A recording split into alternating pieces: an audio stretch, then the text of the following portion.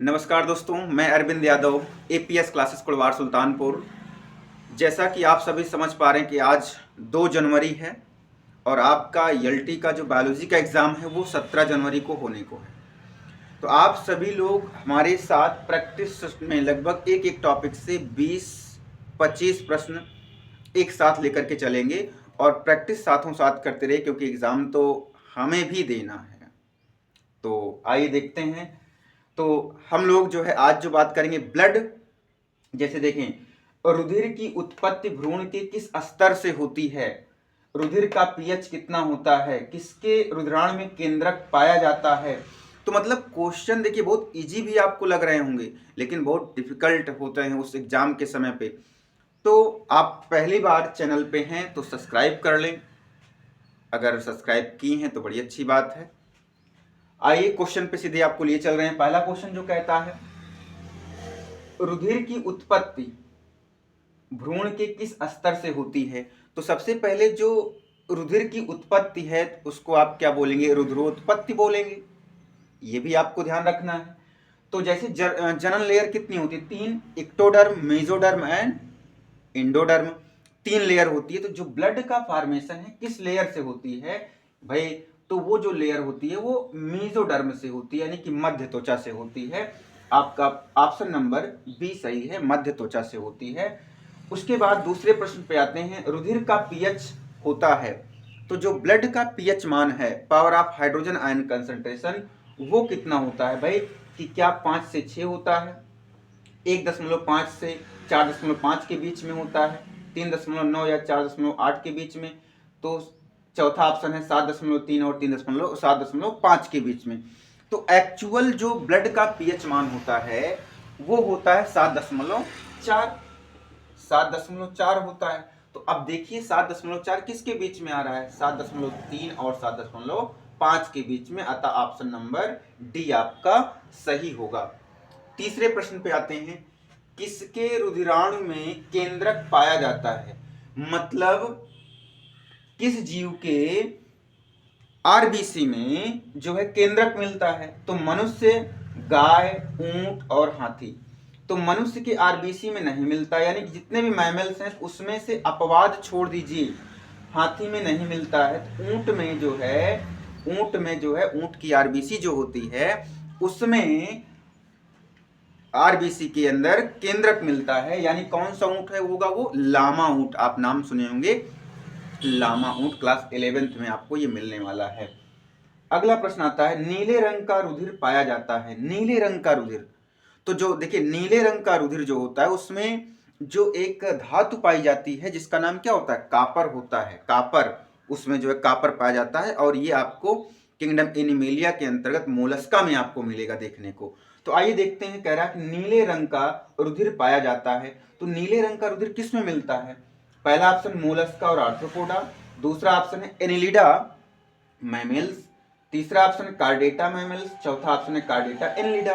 तो अब देखिए जो कापर जो नीले रंग का रुधिर है ये किस में मिलता है भाई, ये मिलता है मोलस्का में, मोलस्का में। तो मोलस्का कहीं पर दिख रहा है, किसी एक आध ऑप्शन में कहीं यहाँ पर आपको मोलस्का दिख रहा है, जी हाँ, पहले ऑप्शन में दिख रहा है मोलस्का और आर्थ्रोपोडा में दिख रहा है। तो आपका पहला ऑप्शन सही होगा मोलस्का, जिसमें क्या पाया जाता है, कापर मिलता है, ठीक है ना, इसके अंदर कापर पाया जाता है। नेक्स्ट क्वेश्चन पे आते हैं, पांचवा क्वेश्चन कहता है भाई हीमोसाइनिन श्वसन वर्णक में पाया जाता है। ये देखिए आ गया तुरंत हीमोसाइनिन, तो नीला किसके कारण था, हीमोसाइनिन के कारण था। तो हीमोसाइनिन वर्णक में पाया जाता है, तो हीमोसाइनिन वर्णक में क्या पाया जाता है भाई, कापर पाया जाता है। ये देखिए कापर, ठीक है ना, कापर आपका आंसर सही हो जाएगा। और इसी के कारण क्या होता है, ब्लड जो है हीमोसाइनिन की वजह से कैसा होता है, नीला होता है। तो किसमें मिल रहा है, मोलस्का में। तो ऐसे प्रश्न आपको देखिए लगे हाथ ऐसे मिल रहे हैं।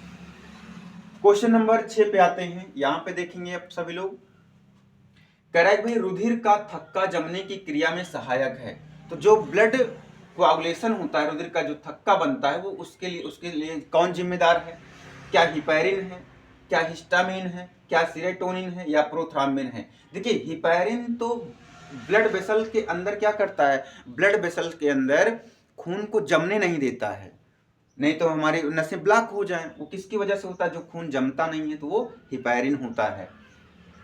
और यहीं पर पोटेशियम आयन की भी चर्चा होगी। आप ध्यान रखेंगे, एक क्वेश्चन से कई क्वेश्चन लगाएंगे। जैसे हिपैरिन कह दिया जाए भाई रुधिर का थक्का किसकी वजह, किस आयन की वजह से नहीं जमता है ब्लड वेसल्स में, तो पोटेशियम होगा। और किसकी वजह से जमता है? तो कैल्शियम 2+ आयन की वजह से।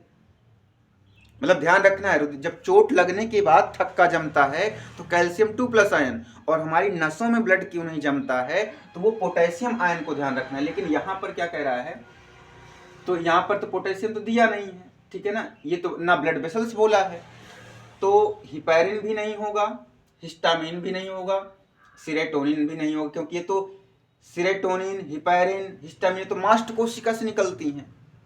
जब आपको प्रदाह होता है, इन्फ्लेमेशन, तो आपका ऑप्शन कौन सा सही होने वाला भाई? डी नंबर, प्रोथ्राम्बिन की वजह से जो है ब्लड क्लाउज जो है सहायक होता है, प्रोथ्राम्बिन। नेक्स्ट प्रश्न आते हैं, भ्रूणीय अवस्था में आरबीसी कहाँ बनती है? जब आप भ्रूण में यानी कि शिशु अवस्था में जो आरबीसी का फॉर्मेशन है वो कहाँ होता है भाई? लीवर में होता है, यकृत में होता है, ठीक है ना, आपका ऑप्शन सही होगा यकृत। नेक्स्ट क्वेश्चन पे आते हैं, सबसे बड़ा रुधिराणु है यानी सबसे बड़ा रुधिर का अणु कौन सा होता है? 8वां प्रश्न आप देख रहे हैं। तो भाई क्या न्यूट्रोफिल्स होता है, बेसोफिल्स होता है, मोनोसाइट होता है या एरिथ्रोसाइट होता है? इसको छोड़ करके एरिथ्रोसाइट का मतलब क्या होता है? ये आरबीसी है, ठीक है ना, आरबीसी, एरिथ्रोसाइट। और ये तीनों न्यूट्रोफिल्स, मोनोसाइट, वेसोफिल्स, ये तीनों सेल्स क्या हैं? डब्ल्यूबीसी हैं। और डब्ल्यूबीसी में सबसे जो बड़ी सेल होती है उसका नाम क्या है? मोनोसाइट। और मोनोसाइट क्या होती है? मोनोसाइट और न्यूट्रोफिल्स क्या होती हैं? भक्षकाणु होते हैं, यानी आए हुए पैथोजन को मारने का काम करते हैं। कौन? मोनोसाइट। तो मोनोसाइट क्या है? सबसे बड़ा अणु है। अगला, रुधिर में पाया जाने वाला तत्व नहीं है, तो रुधिर में कौन सा तत्व नहीं पाया जाता है भाई? देखिए, आयरन तो मिलता ही मिलता है हीमोग्लोबिन में। मैग्नीशियम कहाँ मिलता है? तो मैग्नीशियम तो एक प्रकार से उसमें मिलता है भाई, क्लोरोफिल में मिलता है ये मैग्नीशियम। कॉपर तो आपको यही मिल रहा है, हीमोसाइनिन मिलता है। तो कौन नहीं मिलता? क्रोमियम नहीं मिलता है। अतः आपका ऑप्शन कौन सही होगा? D number, chromium. क्या सही होगा भाई? क्रोमियम। ये सारे प्रश्न आप बिल्कुल ध्यान से देखें। नेक्स्ट क्वेश्चन है 10 नंबर, रुधिर परिसंचरण की खोज किसने की? रुधिर परिसंचरण की खोज स्टीफन हेल्स ने की, स्टार्लिंग ने, विलियम हार्वे ने या अरस्तु ने? देखिए, स्टीफन हेल्स का कौन है भाई? स्टीफन हेल्स जो है वो फादर ऑफ प्लांट फिजियोलॉजी हैं, ये प्लांट फिजियोलॉजी के पापा हैं। स्टार्लिंग कौन है? इन्होंने हार्मोन शब्द दिया था, प्लांट हार्मोन, स्टार्लिंग। और विलियम हार्वे ने क्या किया था? विलियम हार्वे ने रुधिर परिसंचरण के बारे में सबसे पहले विलियम हार्वे ने बताया था। अरस्तु कौन है? Father of biology, father of zoology, तो ये अरस्तु हैं। नेक्स्ट क्वेश्चन 11 नंबर पे आते हैं, धमनी शिरा से किसकी अनुपस्थिति के कारण भिन्न होती है? जो धमनी है शिरा से किसके अनुपस्थिति के कारण भिन्न होती है? देखो भाई, धमनी में कपाट नहीं होता जबकि शिरा में कपाट पाया जाता है। क्या कपाट है कहीं पर? जी हाँ, आपका ऑप्शन नंबर सी। अब तीसरा ऑप्शन आ रहा है कपाट, यानी कपाट किसमें मिलता है? शिरा में। धमनी में कपाट नहीं पाया जाता, वाल्व नहीं होता है। अब आते हैं आपको 12वें क्वेश्चन की तरफ लेके चलेंगे, तब आप ध्यान से देखें। 12वें प्रश्न पे आते हैं। तो आपका जो 12वां प्रश्न है, आप देखिए बिल्कुल यहाँ पे कह रहा है कि मास्ट कोशिकाएं स्रावित करती हैं। तो मास्ट सेल कहाँ पर होती हैं? जब आपको आपके शरीर में कोई चोट लग जाए या कोई पिन धंस जाए तो उसके नीचे आपके पास जो नीचे की कोशिकाएं होती हैं उसको मास्ट सेल कहते हैं। और वो मास्ट सेल क्या करती है, जिससे आपको सूजन आ जाती है, आपको थोड़ा सा वहाँ पे रेडनेस हो जाता है, आपको वहाँ पे जहाँ पे चोट लगती है लाल हो जाता है, सूजन आ जाती है, तो उसके कारण क्या है? तो जो मास्ट कोशिकाएं हैं वो स्रावित क्या करें भाई? हिस्टामिन, सीरोटोनिन, हिपैरिन, कोई नहीं। तो भाई जो मास्ट कोशिकाएं हैं, अभी इसके पहले मैंने आपको बताया था, आप ध्यान दिए होंगे, तो हिस्टामिन का भी स्राव कर रही है, सीरोटोनिन का भी, हिपैरिन का, यानी कि इसमें यहाँ पे कह रहा है कि ये जो ऑप्शन मुझे लगता है चौथा ऑप्शन है, कोई नहीं, मतलब यहाँ पे सभी, यहाँ पे जो है ऑप्शन क्या है? सभी होना चाहिए। तो ये ऑप्शन आपके लिए सभी है। तो यानी कि यहाँ पर जो मास्ट सेल हैं वो हिस्टामिन, सेरोटोनिन, हिपैरिन और सभी, मतलब इन तीनों का स्राव करती है। तो इसका मतलब आपका चौथा ऑप्शन सही होगा, सभी, यानी कि ये तीनों का स्राव जो है वो हिस्टामिन मास्ट कोशिका कर रही है। नेक्स्ट क्वेश्चन पे आते हैं, RH कारक की सर्वप्रथम खोज की थी, यानी जो RH फैक्टर होता है उसकी खोज सर्वप्रथम किसने की थी? आपके दिमाग में आंसर आ गया होगा, क्योंकि आप TGT, PGT, LT की तैयारी कर रहे हैं तो आंसर तो आ ही गया होगा। तो RH कहां से लिया गया है?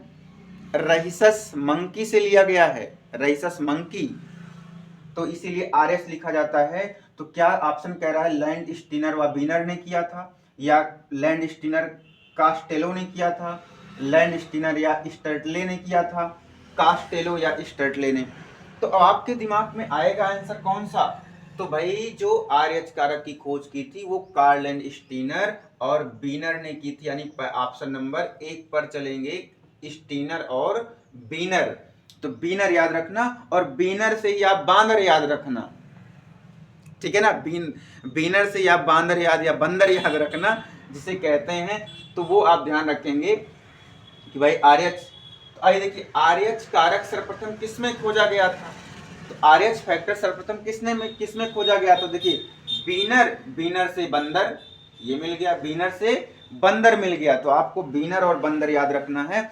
अगर बंदर याद है तो बीनर याद आ जाए, अगर बीनर याद है तो बंदर याद आ जाए। तो RH फैक्टर की सर्वप्रथम खोज जो हुई थी वो बंदर में हुई थी। उस बंदर का नाम क्या था? रहीसस मंकी, ठीक है ना, रहीसस, इसीलिए RH निकाल लिया गया वहां से, RH factor. Next question, question number 15, WBC की संख्या में वृद्धि क्या कहलाती है? जब WBC की संख्या हमारे शरीर में बढ़ जाए तो उसको क्या कहते हैं? उसको ल्यूकीमिया कहते हैं, ल्यूकीमिया कहते हैं, ठीक है ना दोस्त? तो आप लोग यहाँ पे तैयारी बिल्कुल अच्छे से करते रहें, उसको क्या बोलेंगे? ल्यूकीमिया कहेंगे। नेक्स्ट क्वेश्चन आपका हमारा है, एक चक्रीय परिसंचरण तंत्र किसमें पाया जाता है? एक चक्रीय मतलब हृदय जैसे यहाँ पे है, एक चक्र, यहाँ से अलिंद है, यहाँ से वेंट्रिकल, यहाँ से यहाँ जाए, फिर यहाँ से यहाँ जाए, मतलब एक चक्कर, ठीक है ना? तो स्तनियों में होता है, सरीसृप में, मछलियों में या पक्षियों में? देखो, सबसे बड़ी बात है, इसमें और इसमें तो हृदय के 4 चैम्बर होते हैं, इसमें 3 होता है, इसमें 2। तो जिसमें 2 चैम्बर होता है, एक आर्किल और एक वेंट्रिकल, उसमें एक सिंगल सर्कुलेशन पाया जाता है, यानी मछलियों में क्या होगा? सिंगल सर्कुलेशन पाया जाता है। और सरीसृप और उसमें एम्फीबिया में इनकम्प्लीट डबल सर्कुलेशन होता है, जबकि मैमल्स और एप्स में जो है डबल सर्कुलेशन मिलता है, कंप्लीट डबल सर्कुलेशन मिलता है। तो आपको ये प्रश्न बिल्कुल समझ आ रहे होंगे, और प्रश्न कितना इंपॉर्टेंट होंगे आपको लग भले रहे हैं, ठीक है ना, लेकिन आप रिवाइज करते रहिए, क्योंकि प्रश्न जो है कहीं से मिलेगा।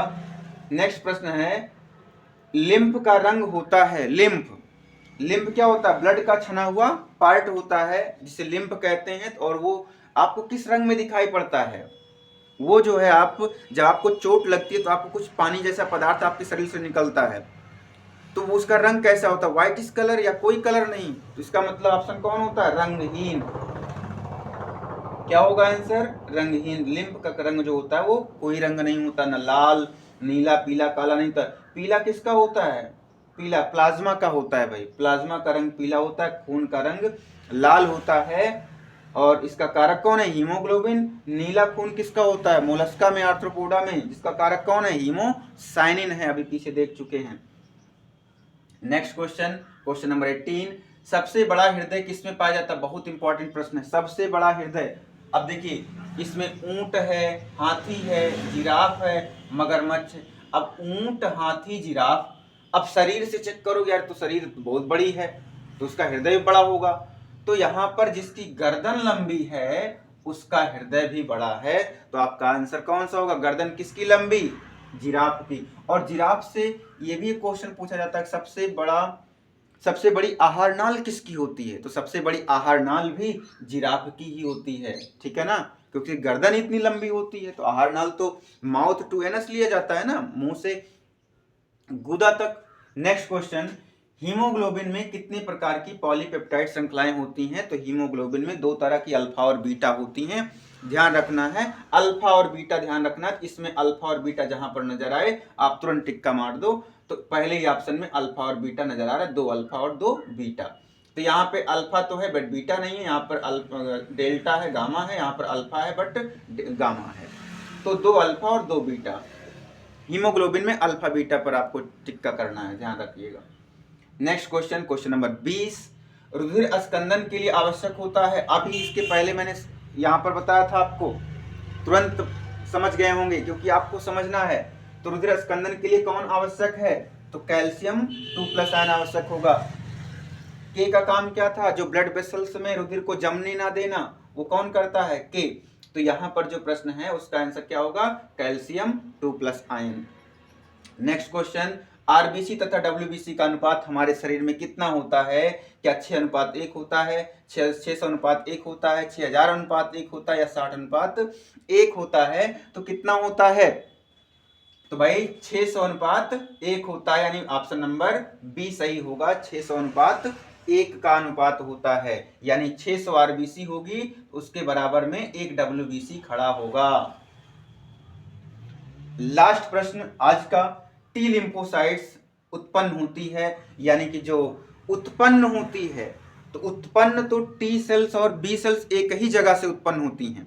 ध्यान रखना, टी सेल्स और बी सेल दोनों एक ही जगह से, बी सेल भी एक ही जगह से। तो वो जगह कौन सी है? बोन मैरो है, अस्थि मज्जा से, बोन मैरो से। लेकिन कभी ये पूछ लिया जाए टी लिम्फोसाइट यानी टी सेल्स कहाँ परिपक्व होती है? तो थाइमस में परिपक्व होती है। और बी सेल्स कहाँ परिपक्व होती है? तो वो तो जहां बनती है वो वहीं पर मैच्योर हो जाती है, काम करना वहीं पर शुरू कर देती है। यानी बी सेल के लिए जो है अस्थि मज्जा ही उत्पन्न करेगी, अस्थि मज्जा में मैच्योर होगी, लेकिन टी सेल्स अस्थि मज्जा में उत्पन्न होगी और जाकर थाइमस में मैच्योर होगी। आई होप यहाँ तक का क्वेश्चन आपको बिल्कुल समझ में होगा।